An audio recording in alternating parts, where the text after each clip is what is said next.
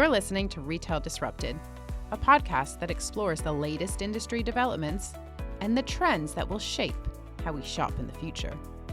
I'm your host, Natalie Berg.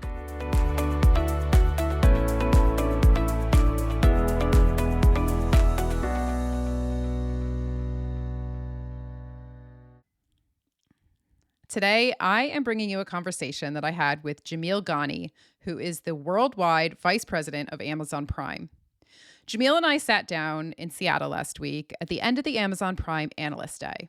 I know you guys are really going to get value from this conversation, and if you want to skip ahead, please do feel free. I won't be offended. I won't ever know. So if you want to jump straight to that conversation, please do so now. But firstly, I am going to share three quick takeaways from the analyst event. I am also going to be publishing an article on Forbes that will probably be coming out within the next 24 hours. So yeah, you can check back there for more details and more insights. And then the third thing I want to do is, if you will indulge me, I am going to read you a very brief excerpt from my and Maya's book. Now, just a little bit of background. This is from the second edition of the book, which was published in 2021. So a few years out of date, but I think a lot of what I'm going to read is still very relevant. Okay, here we go. It's a hotly debated question in the retail industry. Can we really call Prime a loyalty program? In their essence, these schemes are designed to drive repeat business by rewarding a retailer's most important customers. In this sense, Amazon Prime is the very epitome of a loyalty scheme. After all, not many other retailers have millions of customers paying for the privilege of shopping with them. However, the term loyalty scheme is often associated with the plastic cards we carry around in our wallets, habitually swiping them at the till in exchange for often unquantifiable points. And I should interject here and just say this is something, if we were doing a third edition, which we're not, but if we were, we would probably update this to talk about apps rather than plastic cards, because we've really seen this amazing digitization of loyalty. But anyway, I digress. Okay, let's be very clear here. These types of loyalty schemes are on the way out. The term loyalty card is a misnomer. They don't drive loyalty. By focusing on discounts and vouchers, these schemes often end up encouraging the very opposite behavior, as shoppers cherry pick the best deals. This is also a reflection of changing shopping habits and the proliferation of choice. With Prime, Amazon is spearheading this next evolution of loyalty. The battleground is quickly shifting from saving customers money to saving them time, energy, and effort. Retailers will drive loyalty through greater personalization and by delighting shoppers with in-store perks. At the end of the day, the key to driving loyalty is understanding what your customers value. For Amazon, this is ease and convenience. It's instant gratification. And increasingly, it's about entertaining them in the process. If Amazon achieves this, then the benefits to its wider business are bountiful. Okay, so I wanted to share that with you because even though it's a few years old, I think it's still very relevant. And for me, as an analyst, as someone who has studied Amazon for a long time, who's written a book on the company, I thought it was really interesting to hear from the head of Prime being so explicit about this, that, yeah, you know what, Amazon Prime is not a loyalty program. It's so much more than that. And in fact, it's actually become a utility for many households. Jamil said during the meeting that the way to look at it is that you pay a little bit more to get a whole lot more. We already knew that Amazon Prime is one of the largest subscription services in the world. It has over 200 million members. Huge, just totally massive. But one thing that was shared that was new information was that over 70,000 members have been with Prime since the initial launch in 2005. Like, just think about that for a minute. That is phenomenal loyalty. And it goes back to, that point about Amazon Prime actually becoming a utility and becoming so embedded in our everyday lives. And it reminds me of this quote from Jeff Bezos. He said a few years ago, "Our goal with Amazon Prime, make no mistake, is to make sure that if you are not a Prime member, you're being irresponsible." Irresponsible, right? So that, I've probably talked about this on the podcast before.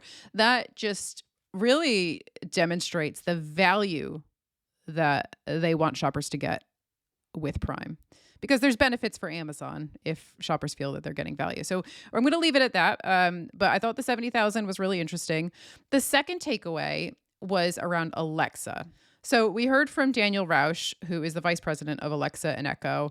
He came in and gave us a demo of Alexa Plus, which, as many of you will know, is the new Gen AI enabled Alexa. It's a lot smarter, it's a lot more intuitive, and a whole lot more personalized. It just feels so much more natural. And something Daniel said to us is that Amazon's strategy is to help shoppers get things done. And the old Alexa was good at that, right? The old Alexa was good at replenishment tasks, but the new Alexa Plus can do something more. Alexa Plus can help shoppers with exploration and discovery. And that is so important for a marketplace that's selling millions and millions of products.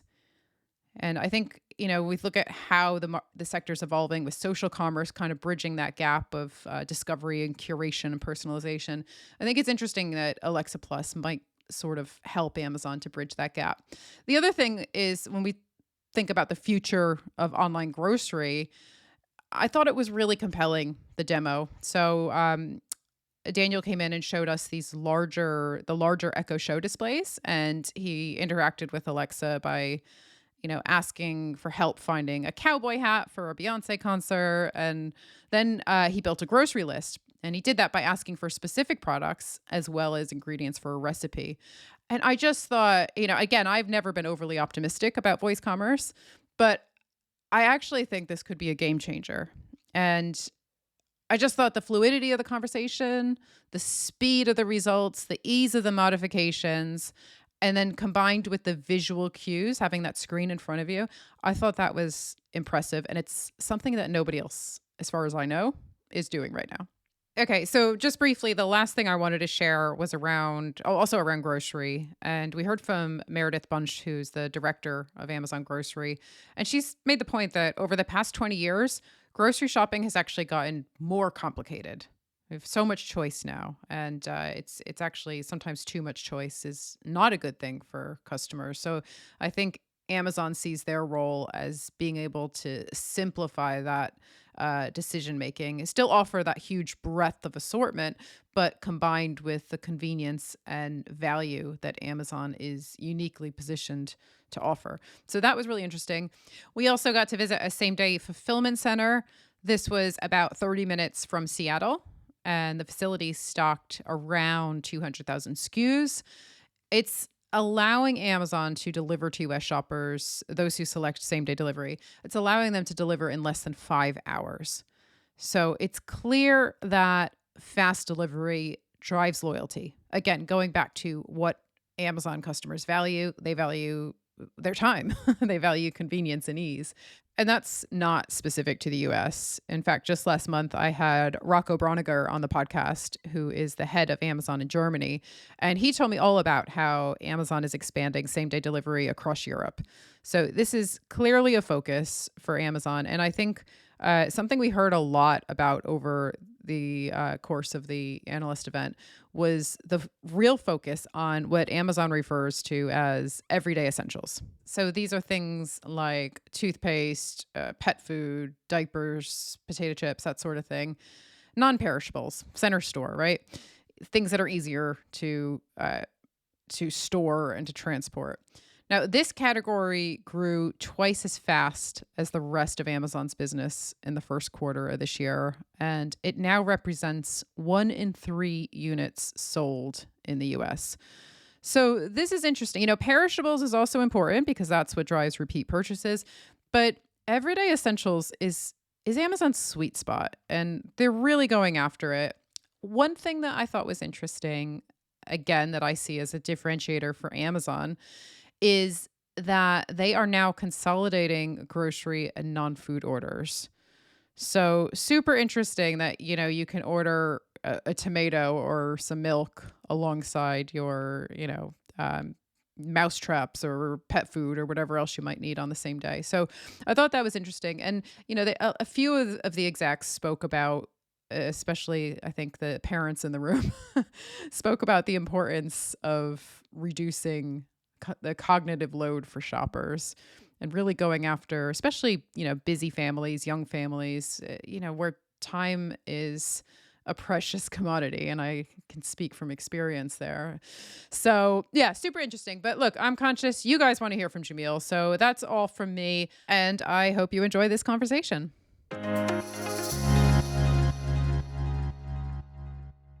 Jamil, thank you so much for your time. I know we don't have a ton of time together, so I am going to dive straight into my first question. Sounds great.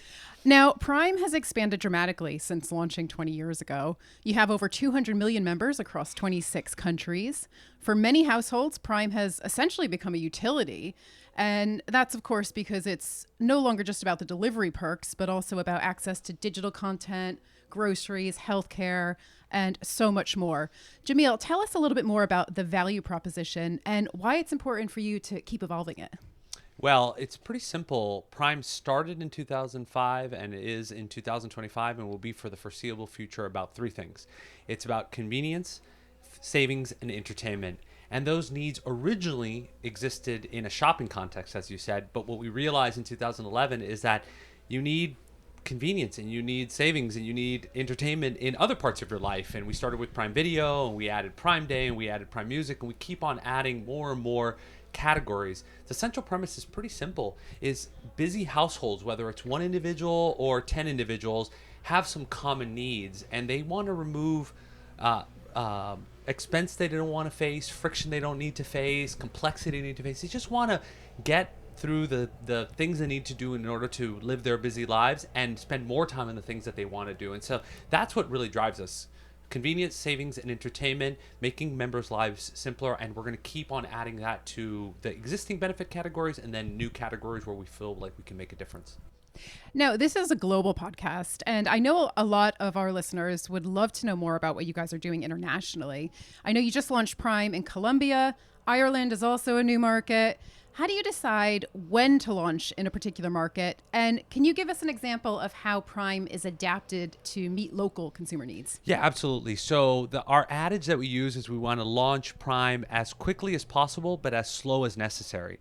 And the emphasis on that slow as necessary really comes from a place where we want to make sure that we hit a very high bar. We have a Prime worthiness bar. It's a set of quantitative and qualitative metrics to make sure that our pricing, our selection, our convenience in the store, our video proposition, our other benefits really meet that high bar, because Prime is not a loyalty program. Prime is a membership where you pay a little bit more to get an elevated level of service. And so part of that magic is figuring out what is going to meet the needs of the local customers. Take Colombia, for example. Our 26th country just launched last week. There, it's our very first program where customers can shop off of Amazon.com in a cross-border context and get all the selection and pricing that they have come to love from Amazon.com, but now get it with fast, unlimited, free shipping, just like somebody domestic in the US gets, but now it's in 5 days and it arrives in Bogota or Medellin. So that's a customization for the customer in Colombia. In India, we customized the program to serve the many Indias. And so we're experimenting in a tiered Prime program that makes Prime more accessible, more affordable to more audiences by customizing the value proposition. And then you go all the way to the Far East. And in Japan, we do a lot on hyper fast delivery. It's one of our fastest locales. But we also have innovated in points, which points are very common in shopping there. And so Prime members get even more savings back in the form of points. Jamil, Amazon is, of course, very well known for moving the dial when it comes to delivery speed. Can you tell us more about what you're doing and any learnings in that space? Yeah, we know that there are a couple things that are true about shoppers, consumers, humans, is that we need things faster and faster because life is only getting faster and faster. And when there are certain needs, like, for example, I experienced this myself. I was with a teammate at a team event in Bangalore, and we were making a recipe that required lemons. My colleague realized they didn't have lemons, and before we had gotten to that step in the recipe, the lemons were at our doorstep. Now, you just said that Prime is not a loyalty program, at least in the classical sense. And I 100% agree with you. So I thought that was interesting that you mentioned that earlier today as well. You also said that Prime is not a breakage model and not a loss leader, which I thought was really interesting. Can you elaborate on this for our listeners? Yeah, point one on a breakage model, some memberships, take your classic gym membership.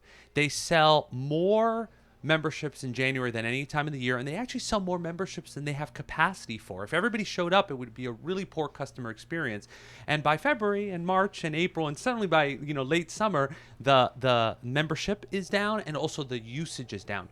Prime does not operate that way. We make sure that the more members use their benefits, whether it's shopping or video or music or anything else included, grocery, healthcare, the more they use it, the more value they certainly get, but also the more Amazon Prime wins and Amazon wins. What does that mean? Is that our incentives and the members' incentives are exactly aligned. We have to do the hard work of reorienting our supply chain, getting our cost structure such that we can deliver faster and faster, and members use that more and more. And in fact, today, our fastest speeds are some of our cheapest speeds from a cost to serve standpoint. So talk about a win-win. The second part of it is that it's not a loss leader. We hold a very high standard for the individual benefits in Prime, but also the Prime program overall.